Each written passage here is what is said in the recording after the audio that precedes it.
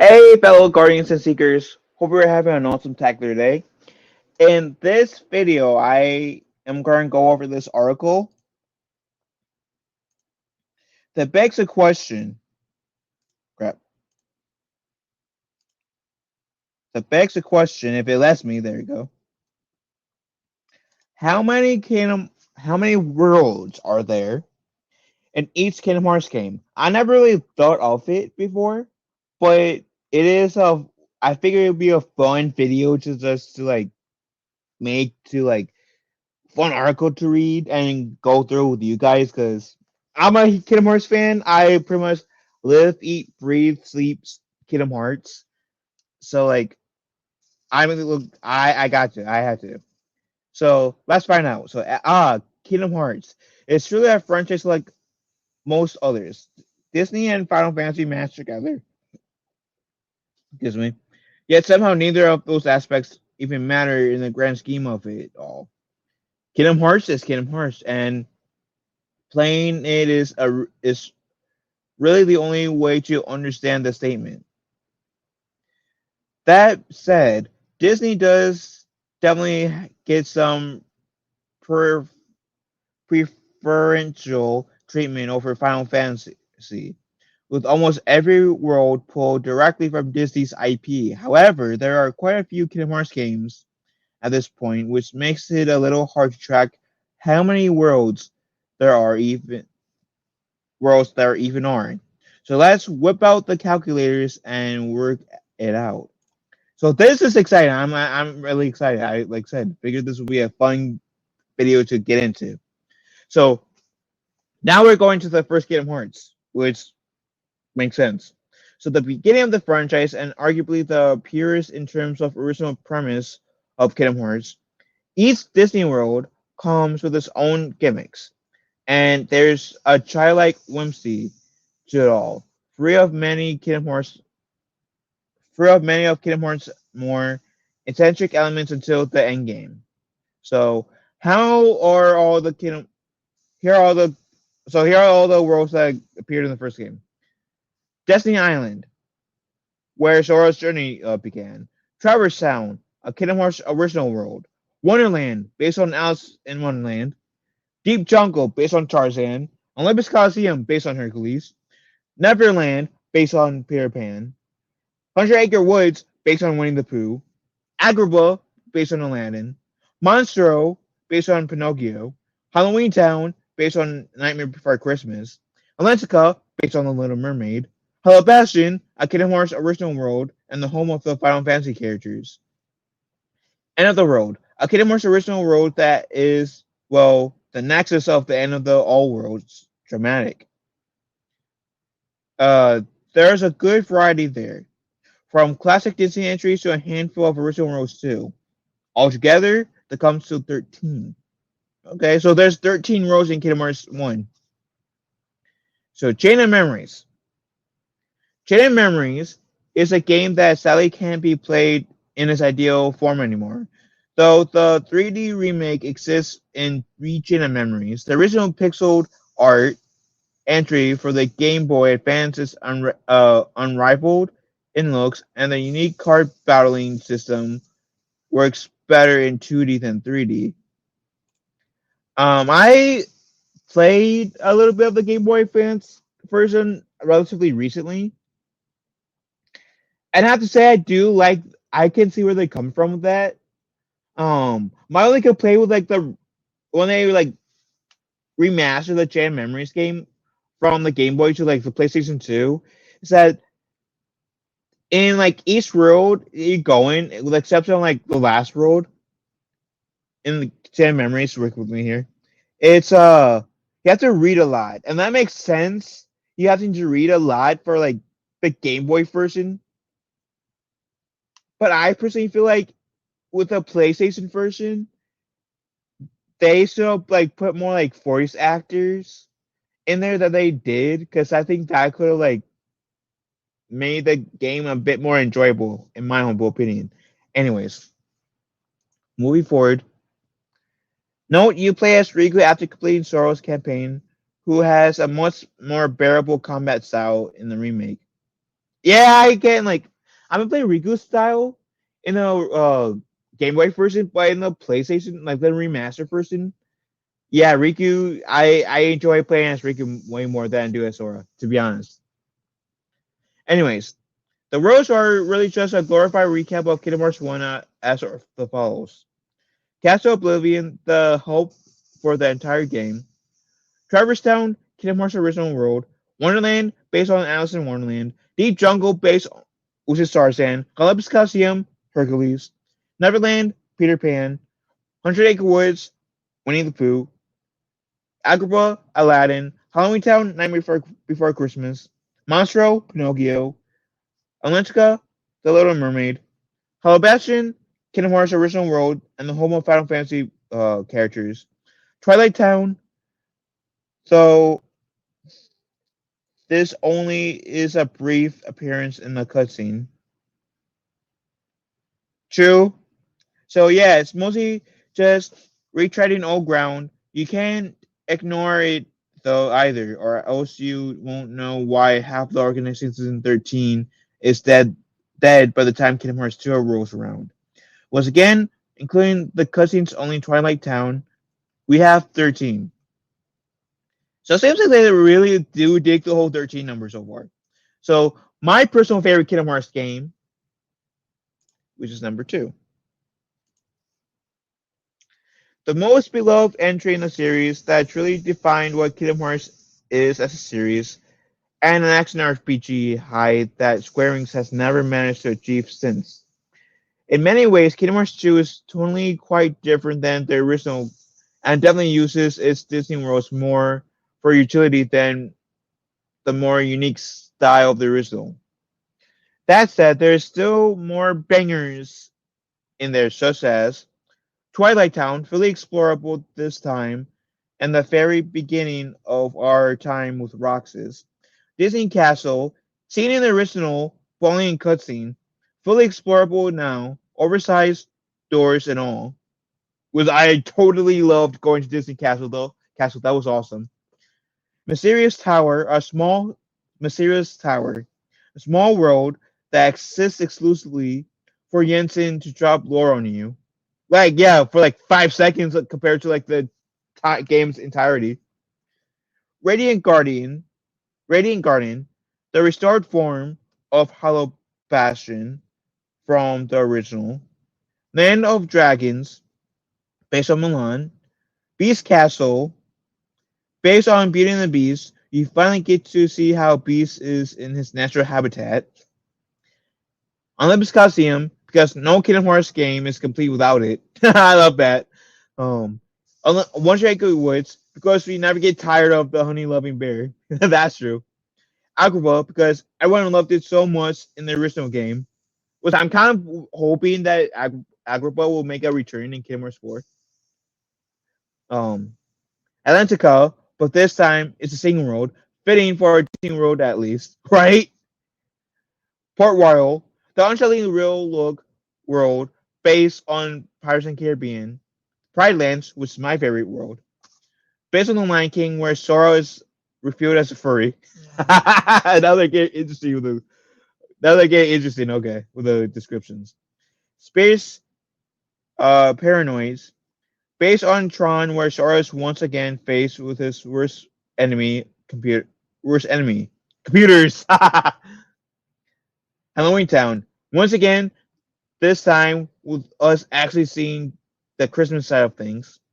Timeless River, which is the only part of Kingdom Hearts is in public domain. Yes, I love that. I love that. Okay. And the world that never was. Kingdom Hearts original. Kingdom Hearts original. Kingdom Hearts original that sums up that series in its entirety.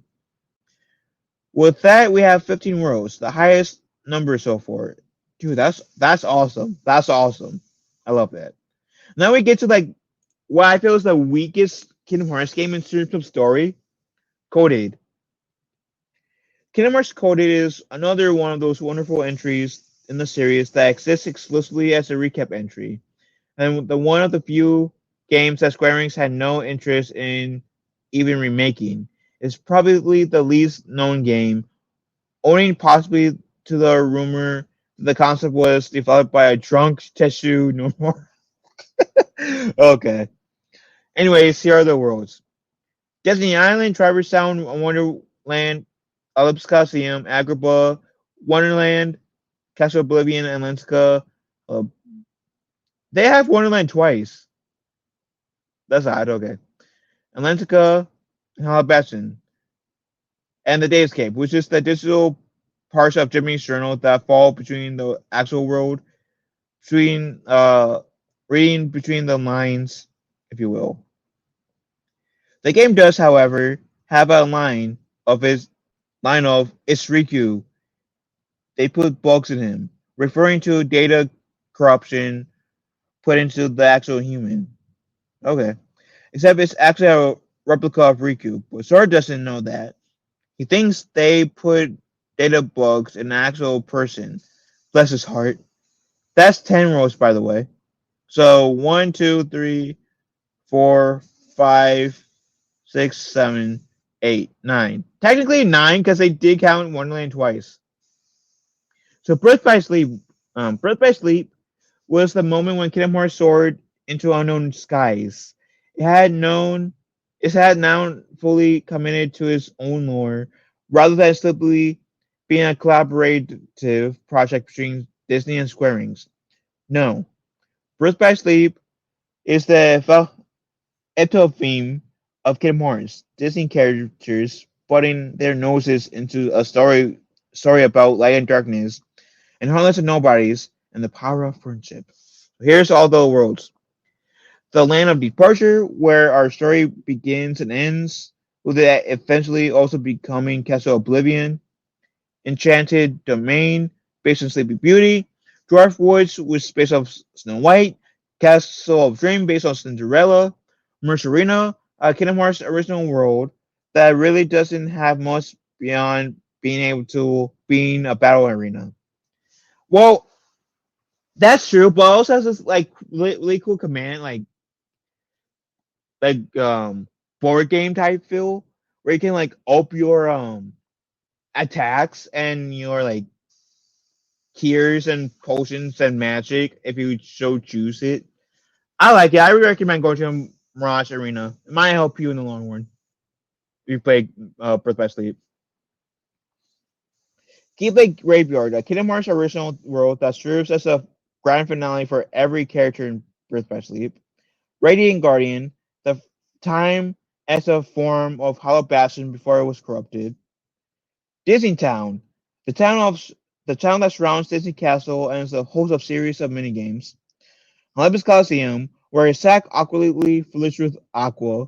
Funny he never appears again to meet Aerith. True.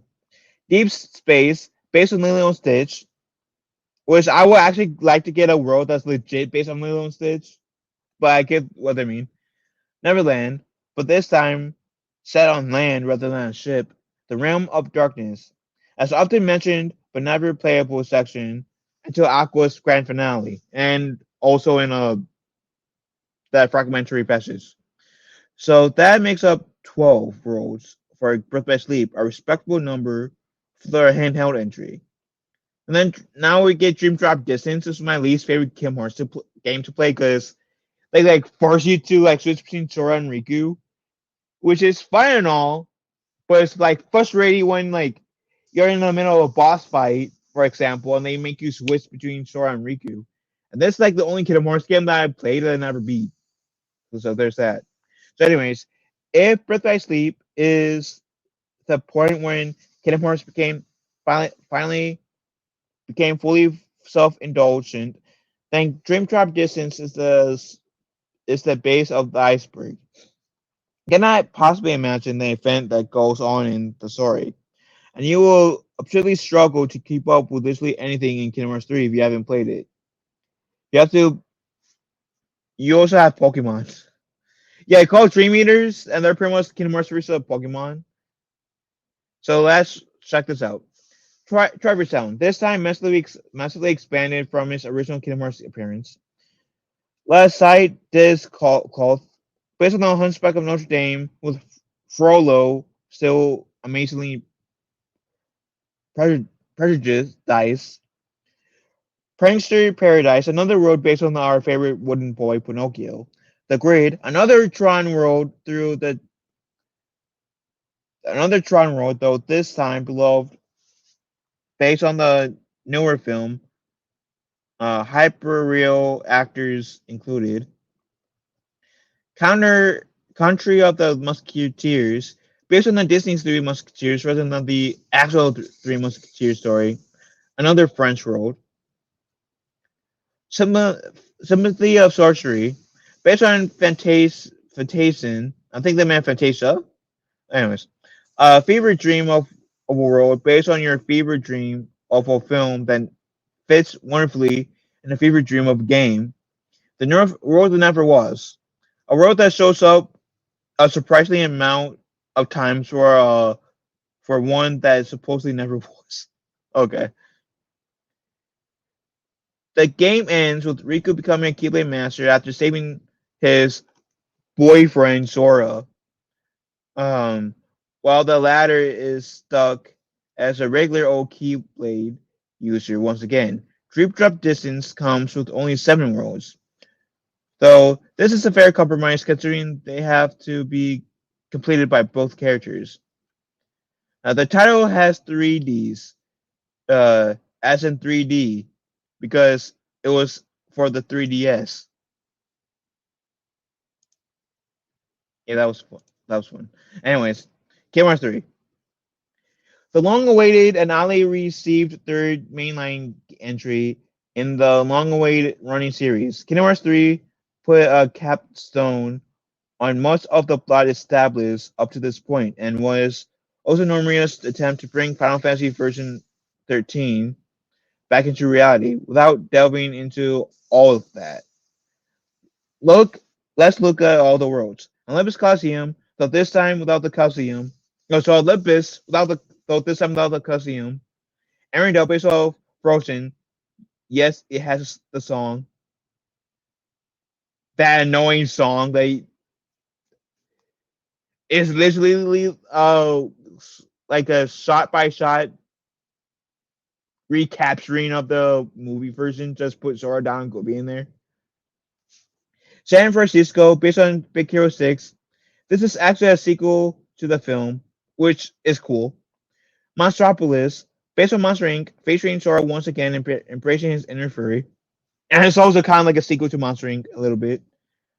The Toy Box, based on Toy Story and maybe the best Kingdom Hearts world ever. The Toy Box was my favorite Kingdom Hearts world and my favorite world in Kingdom Hearts 3.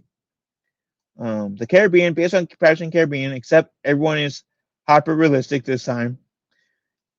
Kingdom of Corania, based on Entangled, and actually makes companions fun to have for once. Okay, the Keyblade Graveyard, because Kingdom Hearts just can't get enough of showing it off. Okay, the final world, which is the afterlife question mark, is a little vague. Scala ad Calium, the actual final world for Kingdom Hearts 3. And Kingdom Hearts 3 only comes with 10 worlds, which is easily the lowest amount of the main line entry. Was also too like you spend like about 2-ish hours, give or take, an hour to 2 hours in each world, compared to like Kingdom Hearts 1 and 2, where like you might still spend like an hour at most. But like remember, like you can like in an hour gameplay of Kingdom Hearts, like in a sit through of Kingdom Hearts in terms of like one day of gameplay, you get to go to potentially like 2 or 3 rows in both Kingdom Hearts 1 and 2. And the cutscenes were so damn long in Kingdom Hearts 3. Anyways. Anyways. Kingdom Hearts X. But how could we forget Kingdom Hearts X and its various spin-offs? It's hard to articulate exactly what this game is, but it's best to say it did a similar thing to the series as especially by expanding the lore in a way you simply didn't think was possible. This is set way in the past. Note, That's pronounced cross, by the way. Um. Oh yeah, the X. I guess. Yeah, the X is called cross. I guess. I don't know. Contrary to Xehanort pronunciation of key and chi. Oh, okay. So here's the worlds. Day Breakdown, the hub for the game and the world that would in time become Scala Ad Kalam. Dwarf Woodlands, Wonderland, Agrabah, Olympus Coliseum, Beast Castles, Enchanted Domain, Castle of Dreams, Game Central Station, a world unique to the game based on Racket Wealth. It also comes with its own sub-worlds like Niceland, Psy, Bug Sector, and Candyland. Kingdom Hearts X comes with 9 worlds or 12 if you count the sub-worlds of the game. How many worlds are that in total? So stretching across the whole series, how many worlds does that present to us? Minus the one. I'm subtracting the one because like in one of the Kingdom Hearts games they kind of like count the world twice. So I know they say make up for 48 unique worlds or 51 if you count the game Central Station subs, but for argument's sake I'll say 47 for 50 because they did count Wonderland twice in one for one of the games. Anyways, I don't know. It's terrible being picky. Anyways, um, and which game has the most world? The price goes to Kingdom Hearts 2 with 15 worlds. Okay, okay. And finally, which world is the most recurring of the two? Surprising to no one, that would be Olympus. Oh, the world. Okay, Olympus, which is only absent from 2 games. Damn. Okay. Okay. And for now, that's our total. Of course, Kingdom Hearts shows no sign of ending, and Disney has no sign of slowing down with monopolization. So for now, the potential worlds in Kingdom Hearts are endless. Okay. Yeah, that was an exciting wasn't that an exciting trip to go down to. I honestly like I there's a side of me that does would love to see mainly Star Wars to be part of that. And with Star Wars, that you can have like the possibilities endless with Star Wars, right? But like, I would love to see Kingdom Hearts like do like either like in the Clone Wars or like even in the original trilogy timeline, right? But I know like more than likely because the sequel trilogy is purely Disney, while the other two trilogies, the prequels, the Clone Wars, and the original trilogy came out before the old Lucasfilm Disney merger. But still, I would love to see Star Wars in Disney, in Kingdom Hearts. I mean, like maybe have some Clone Wars action, right? Or even like bring in Return of the Jedi. There you go. I think that could be cool. But I don't know. Like I said, I can kind of see them bringing the sequel trilogy. But anyways, Star Wars, I would like to see. I got faith that they could do like Star Wars right and justice more so than what Lucasfilm has done with Star Wars at the moment. But long story short, that could be like a video for another time. But that was an amazing trip. Just being able to like go through that and see the number of roads that they say that each road Kingdom Hearts has had overall, which is like what 48 unique roads, 51 if you're counting the central station sub road. So that was a really fun read, and I'm really happy that I waited before I read it. Like I'm so happy I didn't read it alone. I'm so happy I read it with you guys. It was a fun journey and worth having to do with you guys. But I'll put a link in it in the description below. So if you guys want to like read it yourselves, whatever, you guys can. But with that said, love you all. Have a wonderful day. Guiding one another. Let me know how you guys feel about this in the comments below. Have a wonderful day and love you all. Later, taters.